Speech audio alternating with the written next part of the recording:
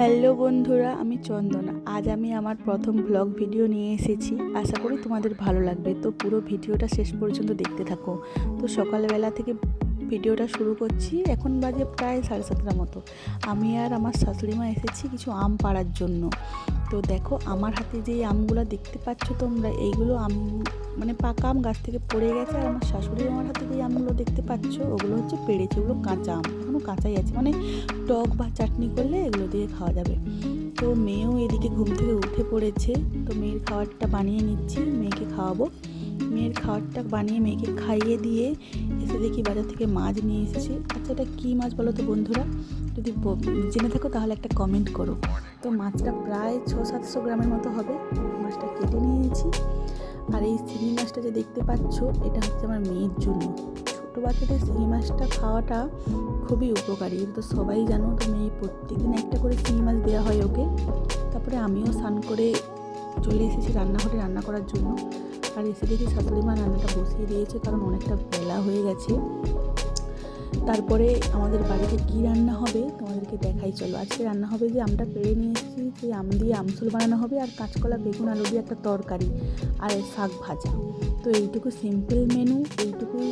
তো গরমে বেশি তরকারি কেউ খেতেও চায় না। তো রান্নাবান্না করার পরে দেখো মেয়েকে স্নান করে দিচ্ছি। তো স্নান করানো হয়ে গেছে, এবার ওকে খাওয়াবো। মেয়ের খাবারটা বেড়ে নিচ্ছি। মেয়ের খাওয়া হচ্ছে শিঙি মাছ আর অনেক রকম সবজি দিয়ে, আর এতে ভাত মেখে ওকে খাওয়াবো। চলো ভাতটা মেখে নিই। ভাতটা এতে অল্প একটু ভাত দেবো, ভাত দিয়ে চটকে নিয়েছি।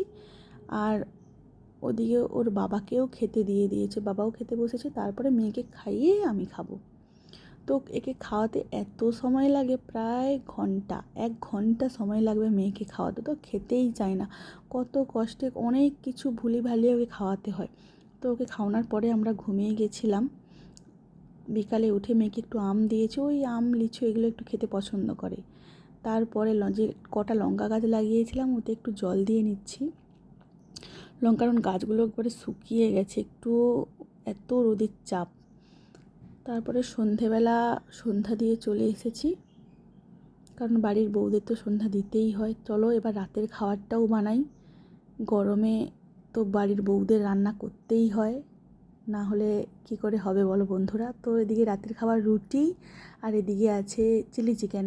সবার জন্য রুটি আর চিলি চিকেন বানাচ্ছি। আর এদিকে মেয়েকেও খেতে খাইয়ে দেবো, কারণ অনেকটা রাত্রি হয়ে গেছে রান্না করতে করতে। তো মেয়েকেও খাইয়ে দিচ্ছি। তো ভিডিওটা এই পর্যন্তই বন্ধুরা। ভিডিওটি ভালো লাগলে অবশ্যই একটা করে লাইক আর একটা করে কমেন্ট, আর চ্যানেলটা সাবস্ক্রাইব করতে একদমই ভুলবেন না। তো দেখা হবে পরের ভিডিওতে। বাই।